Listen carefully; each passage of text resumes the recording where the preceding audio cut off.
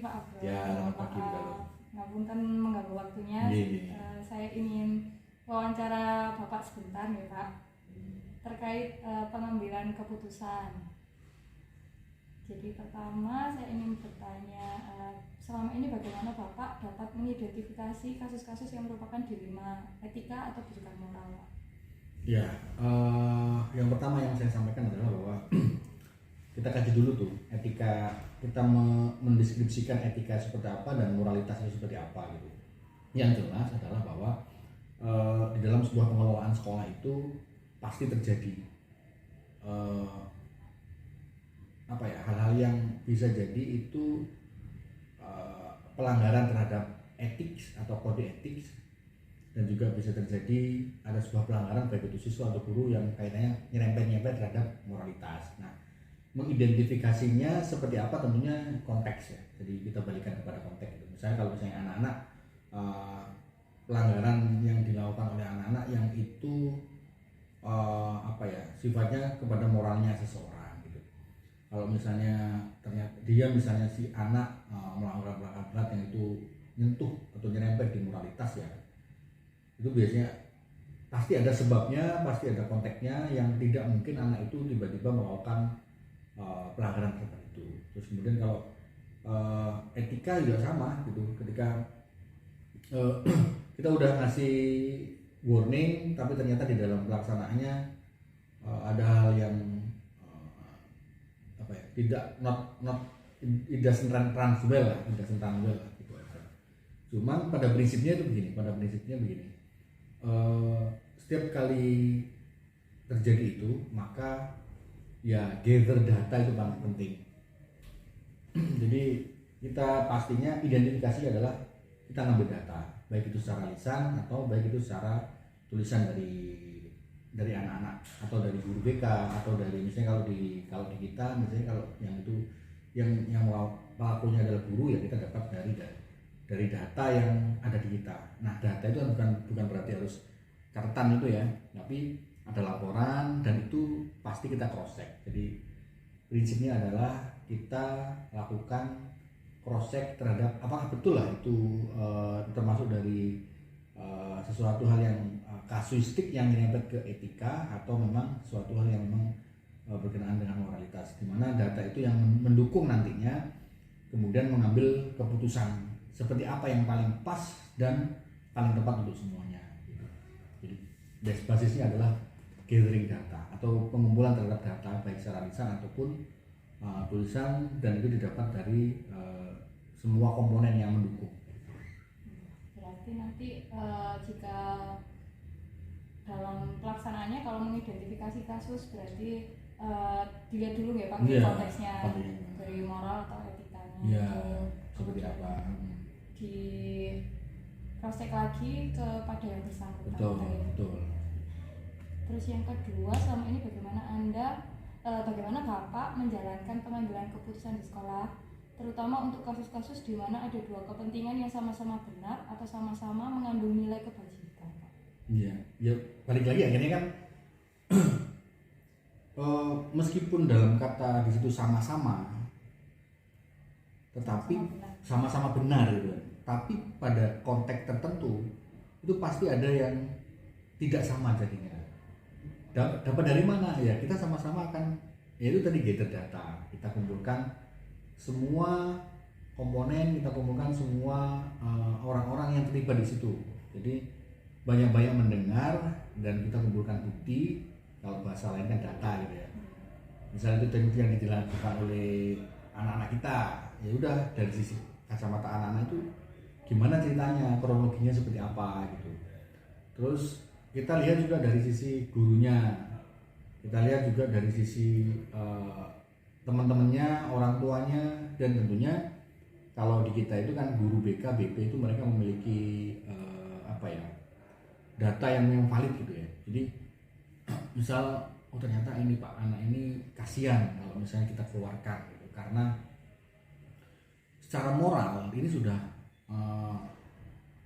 jelek, moralnya ini sudah nggak bener ini Pak, ini nggak bisa dipertahankan di sini ini gitu. Terus kalau misalnya tidak dikeluarkan maka ini akan merembet dan sebagainya. Itu bisa jadi, atau mungkin bisa jadi ini masih bisa ditolong anaknya Pak gitu. Atau mungkin bisa jadi begini, enggak apa-apa meskipun ini anak ini sudah parah, tetapi kalau misalnya kita lepaskan keluar, kita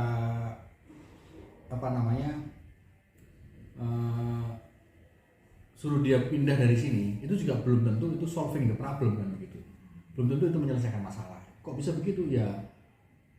Ya biasanya begini. Itu yang membedakan sekolah dengan rumah sakit. Rumah sakit itu kalau dia sakit itu kan pasti akan dirujuk ke rumah sakit yang lebih bagus toh. Bedanya dengan sekolah, kalau misalnya ada masalah, dia tidak dirujuk ke sekolah yang lebih baik, tapi mesti dikeluarkan dan pasti ditaruh di sekolah yang dalam tanda kutip lebih gampang untuk menerima siswa, dalam tanda kutip yang paling jelek, nyerempet ke moral atau nyerempet ke etika belajar seperti ini, sedang moralitas seperti ini. Itu kan sesuatu hal yang menjadi dilema. Tetapi ketika itu menjadi dilema, tetap sekali lagi tujuan kita itu ngapain gitu aja, baliknya ke situ. Dan itu sangat kasuistik, belum tentu kasus A itu kita pukul dengan aturan yang sama, belum tentu kasus B itu kita kumpul dengan kita terapkan dengan aturannya. Pasti harus melihat sisi dan konteksnya. Setiap kasus tidak bisa kita pukul rata penanganannya, tetapi melihat konteksnya dengan cara melihat semua datanya. Dan itu pastinya kita akan gather dari semua stakeholder yang ada di sekolah, baru kemudian akan memunculkan sebuah keputusan. Nah, gitu. Keputusannya apa ya nggak bisa itu, ya kan tergantung konteksnya gitu. Atau misalnya begini, ini anak ini sudah betul-betul melanggar parah dari awal sampai akhir, udah diperingatkan A B C D sampai lain, terus ternyata ini kalau masih di sini dia berpengaruh terhadap teman-temannya yang lain kan gitu. Ternyata dia malah ngajak teman-temannya. Nah kalau seperti ini kasusnya seperti apa? Ya mau nggak mau daripada kita anak ini akan menyebar penyakit kepada yang lain, ya mau nggak mau kita harus mengeluarkan. Itu kasusnya lagi kan berbeda, walaupun secara aturan kadang-kadang kalau sudah poin di atas ini ya sudah gitu. Makanya kan di dilemanya sama-samanya kan di situ itu. Kemudian apa saja yang selama ini Bapak anggap efektif dalam pengambilan keputusan pada kasus-kasus dilema etika yang seperti tadi? Oke. Sebelum sampai kejadian kita pasti melakukan mitigasi. Mitigasi di awal itu adalah sebelum itu terjadi, ibaratnya sebelum hujan kita sediakan payungnya, sebelum banjir kita jangan sampai tidak menyiapkan persiapannya gitu. Sama dengan semua itu masalah etika dan moralitas. Sejak si anak itu masuk di sekolah ini kita sudah ngasih warning, kita ngasih memberitahukan kepada yang bersangkutan peringatan-peringatannya A, B, C, D. Kita panggil orang tua bahwa di antara daftar pelanggaran yang tidak boleh dilakukan adalah A, B, C, D. Terus kemudian ketika anak itu melanggar, kita kasih kesempatan A kita betulkan, kita panggil, kita lakukan mediasi, kita lakukan perbaikan, kita lakukan bimbingan dan konseling yang gitu. Sekali, 2 kali, 3 kali, 4 kali, 5 kali, tentunya ada sisi posisi mentok yang kemudian itu bisa sangat berpengaruh terhadap semuanya gitu. Jadi ya as long as itu sudah di ujung dan datanya valid, kemudian berdasarkan konteksnya itu harus diambil sebuah keputusan ya, maka ya harus segera diambil keputusan. Cuma pasti akan diambil sebuah keputusan di mana keputusan itu merujuk pada data dan merujuk pada konteks yang itu akan diambil keputusan yang sama-sama adil gitu. Baik itu untuk anak-anak dan sekolah. Jadi dengan melakukan mitigasi. Dengan wali murid. Ya. Kemudian tantangannya apa Pak dalam pengambilan keputusan seperti kasus tadi? Tantangannya pasti semua orang punya kepentingan gitu. Dilemanya itu bisa selesai ketika kita duduk bareng. Ya kita harus menyadarkan ke orang tua. Ya bahasanya ya kita bermusyawarah, kita bersepakat, kita berbincang dari hati ke hati, di mana kasus satu itu tidak bisa dan kasus yang lain itu tidak bisa dipukul rata dengan satu aturan. Makanya di depan tadi sudah kita kasih mitigasinya, kita ajak ngobrol orang tuanya, BK-nya juga udah kita ajak ngobrol, kemudian pelanggaran 1, 2, 3 sampai 4 dan sebagainya itu sudah ada prosesnya, kan nggak mungkin langsung cuma jeder kan gitu kan ya, sudah ada prosesnya. Berarti ada tantangannya ya karena semua Mengkomunikasikan setiap masing-masing. Oh, oke. Karena semua orang punya kepentingan, tujuan, kepentingan. Kemudian apakah Bapak memiliki sebuah jadwal tertentu dalam sebuah penyelesaian kasus? Kalau penjadwalan secara spesifik itu tidak ada, tetapi kita ada namanya rapat manajemen setiap minggu itu menganalisa semua gitu. Dan menurut saya itu lebih bagus karena itu kan kita merencanakan mitigasi gitu. Jangan sampai kita itu salahnya gini, kita ketika ada kasus kita baru der gitu. Nah, kita jangan dulu. Kalau bisa sebelum ada kasus kita sudah siapkan mitigasinya. Caranya bagaimana kan kita bisa analisa dari laporan BK. Jadi kita setiap minggu itu kan dapat laporan. Pertama kita siapkan mitigasi ketika anak-anak itu sedikit ada problem atau sedikit ada masalah atau pelanggaran yang masih kecil gitu. Nah kemudian yang kedua ketika itu udah menjadi besar ya mau nggak mau harus kita lakukan pemanggilan. Hanya memang jadwalnya itu tidak rutin setiap tanggal berapa tinggal atau enggak gitu. Tapi justru jadwalnya itu adalah rencana mitigasi di awal. Di rapat manajemen. Ya, di rapat manajemen gitu ya. Kita bahas di situ. Kemudian faktor-faktor apa yang selama ini mempermudah atau membantu Bapak dalam pengambilan keputusan dalam kasus dilema etika? Satu ternyata data, makanya balik lagi ke data. Setiap minggu kita dapat laporan anak terlambat, anak melakukan pelanggaran, nah, itu kan data. Karena kita nggak mungkin mengambil sebuah keputusan tanpa adanya data, gitu. Kan nggak bisa subjektif. Waduh, udah kamu kita keluarkan kan nggak mungkin. Pernah melanggar 1 kali Pak, karena seperti ini ada datanya dia udah pernah tanda tangan. Karena melanggar ini Pak karena ada adanya. Jadi balik lagi semua keputusan yang diambil itu adalah merujuk pada adanya data. Data bisa jadi apa aja. Bisa jadi. Terakhir Pak. Ya. Dari semua hal yang telah Bapak sampaikan, pembelajaran apa yang dapat Bapak petik dari pengalaman pengambilan keputusan dilema etika? Yang pertama ya pelajarannya adalah kita siapkan mitigasinya dulu di awal gitu. Jadi bahasa lainnya tadi yang saya sampaikan, ya sebelum hujan kita siapkan payung gitu. Jadi aturan betul-betul kita tata dan kita kawal aturan tersebut, kemudian kita rapatkan dan kita selalu evaluasi dan gitu. Baik lagi dari prosesnya pasti kita akan jadi bahasa yang paling simpel adalah ketika itu kan tentang pengambilan keputusan tentang dilema itu satu. Kita buat programnya, kemudian kita analisa program seperti itu dan kemudian kita evaluasi. Udah itu aja sebenarnya. Contoh programnya adalah meminimalisir anak yang melanggar. Programnya A, B, C, D. Setelah program itu jalan, maka kemudian terakhir kita akan evaluasi. Oh ternyata program ini nggak jalan, gitu. Sehingga harus disiapkan mitigasi program A, B, C, D berikutnya. Kemudian evaluasi. Balik lagi ke keluarga, kita program lagi dari awal. Jadi kita buat program dan kita evaluasi. Udah gitu aja. Simpelnya begitu, meskipun kan banyak itu teori tentang kayak gini banyak. Ada SSA, strategic analysis, atau PDCA. Tapi ujung-ujungnya adalah ada problem apa ya? Ya udah kita buatin program aja. Kalau udah jadi program, udah kita evaluasi. Ini evaluasi di mana ya? Ternyata Pak kemarin itu, ini misalnya kita buatkan aturan di awal. Anak-anak tidak boleh telat. Kalau terlambat 1 kali hukumannya seperti ini, 2 kali sini, ketiga hukumannya seperti ini. Kalau sudah A, B, C, D udah dikumpulin, kita evaluasi. Jalan nih ya, udah jalan. Oh ternyata ngefek Pak ini Pak.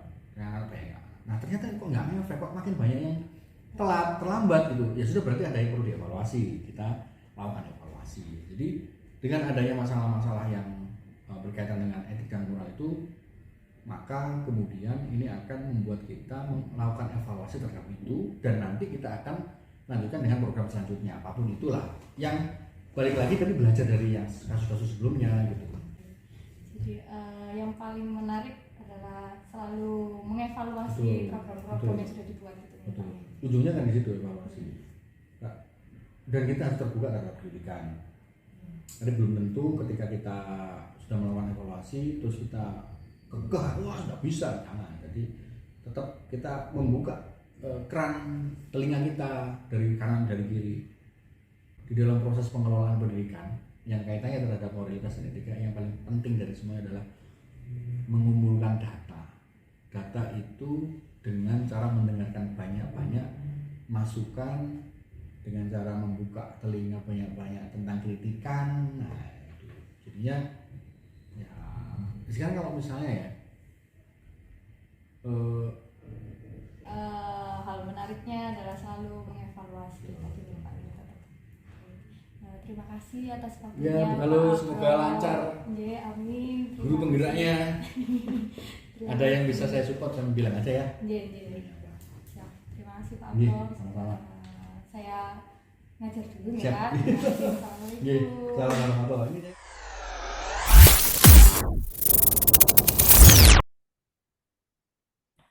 Oke. Assalamualaikum warahmatullahi wabarakatuh, Pak Fahmi. Waalaikumsalam warahmatullahi wabarakatuh. Ngapunten mengganggu waktunya nggih, Pak. Iya, enggak apa-apa, Bu. Saya izin minta waktunya sebentar untuk wawancara. Jadi saya mengikuti calon guru penggerak angkatan 8. Kemudian ada tugas untuk mewawancarai kepala sekolah di lingkungan sekitar saya. Jadi langsung saja ya Pak, saya izin menanyakan beberapa pertanyaan terkait bagaimana pengambilan keputusan saat Bapak mengalami dilema etika.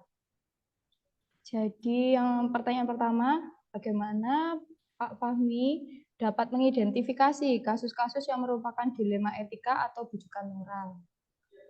Bagaimana Iya. Pak? Jadi begini, Bu. Saya manggilnya Bu Galuh ya ini ya. Oke. Jadi di sekolah kami biasanya kita mengidentifikasi dari kasus-kasus yang ada itu dari beberapa kasus yang terjadi di sekolah. Jadi misal ada kasus terkait dengan anak yang tidak masuk ke kelas atau anak yang tidak mengikuti pembelajaran di tengah-tengah pembelajaran. Misal seperti itu, kita belajar atau mengidentifikasi dari kasus yang ada terlebih dahulu. Apakah anak ini akan berlanjut seperti itu ketika nanti kita proses dengan aturan-aturan yang sudah dibuat oleh sekolah atau seperti apa, sehingga kita identifikasi masalah yang kita lakukan adalah dari kasus yang terjadi yang ada di lapangan. Kebetulan kami juga sekolah baru, artinya kami baru 4-5 tahun ini berdiri, sehingga kami juga perlu aturan-aturan sekolah yang masih kami lengkapi, sehingga perlu sekali kami mengidentifikasi masalah yang ada di lapangan untuk kemudian menjadi aturan yang ada di sekolah. Pengambilan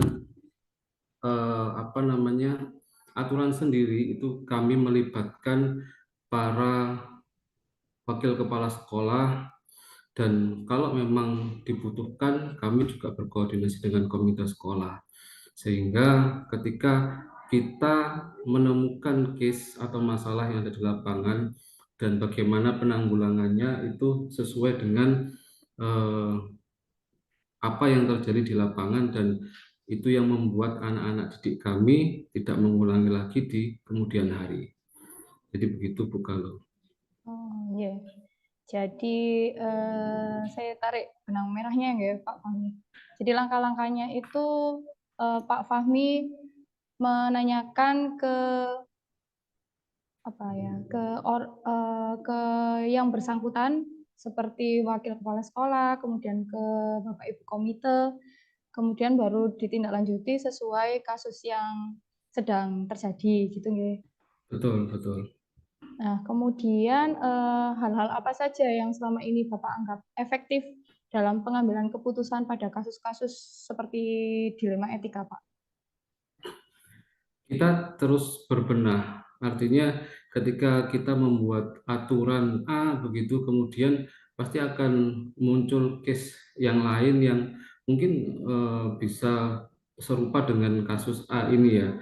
Sehingga kita ketika menemukan case yang hampir-hampir sama, terus kemudian penanganan yang harus berbeda, itu kita juga perlu diskusi. Jadi hal penting yang perlu kita lakukan sebetulnya adalah diskusi bersama dengan para wakil kepala sekolah kalau di kami, dari mulai kesiswaan, kemudian itu penting kita laksanakan sehingga kita menemukan obat ya, obat untuk kemudian menanggulangi case yang terjadi kepada anak-anak didik kami di sekolah. Jadi intinya adalah kita berdiskusi, meskipun kita sudah membuat aturan, tetapi ketika aturan itu tidak harus diperbaiki atau tidak bisa diteruskan dengan case yang baru, maka kita akan merevisi aturan-aturan itu dengan kita berdiskusi. Oh, iya. Baik, Pak. Berarti tetap seperti musyawarah gitu ya, diskusi dengan wakil kepala sekolah. Kemudian tantangannya apa aja, Pak, selama ini? Kalau tantangan di sekolah kami, kebetulan sekolah kami adalah sekolah boarding yang anak-anak itu diharuskan menginap atau tinggal di asrama begitu ya. Jadi tantangan kita selama 24 jam ini terus memantau kegiatan anak-anak sehingga kegiatan anak-anak ini selama 24 jam terlaksana betul dan sesuai dengan yang kami inginkan begitu. Jadi ketika memantau anak 24 jam ini kan nggak mudah ya Bu ya. Kita perlu tenaga, perlu waktu yang lebih, berbeda dengan guru-guru mungkin yang ada di sekolah-sekolah lain yang pagi sampai siang atau sampai sore lah maksimal. Di kita tidak, di kita 24 jam memantau anak-anak didik kami, mulai dari pagi kegiatan sholat tahajud, sekolah, dan kemudian kegiatan diniyah dan lain-lain begitu. Berarti tantangannya ada di anak-anaknya juga ya, Pak? 24 jam mengawasi mereka gitu. Okay. Kemudian apakah Bapak memiliki jadwal khusus, Pak, untuk penyelesaian kasus dilema etika atau langsung menyelesaikannya di tempat atau memiliki sebuah jadwal untuk menyelesaikannya, bentuk atau prosedur seperti apa yang akan Bapak jalankan? Jadi kami di sekolah, saya mewajibkan semua tim guru maupun tim guru akademik maupun guru pesantren itu kita ada hari Sabtu. Hari Sabtu itu ada review meeting. Jadi review meeting membahas semua dari permasalahan-permasalahan yang ada di sekolah, permasalahan yang ada di pesantren, dan semua permasalahan terkait dengan anak didik kita, mulai dari pembelajarannya, tingkah lakunya, dan lain sebagainya. Itu kita bahas di review meeting di hari Sabtu itu. Sehingga kita ketika Sabtu itu bertemu, kita pasti mendiskusikan, memusyawarahkan terkait dengan case-case apa saja, kemudian aturan apa saja yang perlu kita perbaiki. Namun di samping itu, ketika memang ada case yang memang dirasa sangat emergensi ya, kita pasti menindaklanjuti di hari itu juga, karena tidak mungkin kalau memang case yang emergensi kita undur di hari Sabtu. Kita punya atau saya punya kewenangan untuk kemudian mendiskusikan atau bermusyawarah atau rapat dadakan lah istilahnya begitu ya, untuk menyelesaikan case yang ada di hari itu yang sifatnya memang betul-betul harus diselesaikan di hari itu. Tapi di samping itu kita setiap Sabtu pasti ada review meeting untuk membahas kelebihan atau kekurangan, lebih banyak kekurangan ya, kekurangannya dari sekolah itu seperti apa dan bagaimana jalan keluarnya begitu. Berarti menyesuaikan kasusnya ya, Pak? Iya, betul. Kemudian faktor-faktor apa, Pak, yang selama ini tuh mempermudah Bapak dalam pengambilan keputusan? salah satu faktornya adalah ya kami atau saya diberi kewenangan besar ya oleh yayasan untuk kemudian mengelola sekolah ini dengan sebaik-baiknya, sebaik mungkin. Sehingga ketika memang ada permasalahan, entah itu dari etika, entah itu dari pembelajaran, kita dengan mudah untuk kemudian eh, memutuskan yang lebih baik dalam pembelajaran bagaimana, memutuskan dalam aturan yang lebih baik bagaimana. Karena memang dari yayasan sudah mendukung penuh untuk kemudian diberikan amanah kepada kami. Begitu. Siap. Jadi selama pengambilan keputusan ini mungkin ada pengalaman apa nggih Pak yang atau pembelajaran apa yang bisa dipetik gitu Pak? Sebetulnya keputusan ini yang biasanya menjadi problem adalah ketika ada masalah dan kita harus melibatkan dari komite atau pihak ketiga ya, itu yang kadang menjadi sedikit effort untuk kita, karena kita harus menjelaskan dulu kepada komite, kepada wali murid terkait dengan case yang ada.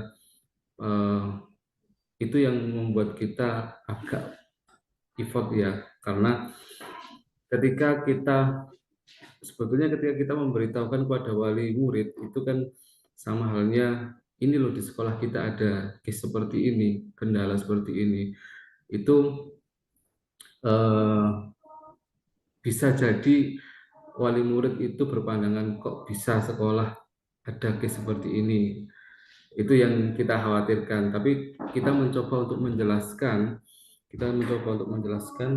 bahwasanya di sekolah kami ini sudah kami lakukan begini, cuma masih ada case yang seperti ini. Itu yang kemudian membuat kita agak lebih effort gitu aja Bu. Selebihnya insya Allah aman begitu. Yeah. Baik. Jadi pengalamannya Pak Fahmi menarik sekali nih. Banyak pengalaman yang bisa saya petik Pak. Jadi dilema etika ini juga sangat susah dalam menentukan pengambilan keputusan, sehingga perlu adanya diskusi. Kemudian diskusinya juga tidak hanya dengan wakil kepala sekolah, melainkan juga kepada komite nggih, atau wali murid yang paling susah nggih Pak nggih, yang paling Betul, susah betul. gitu nggih.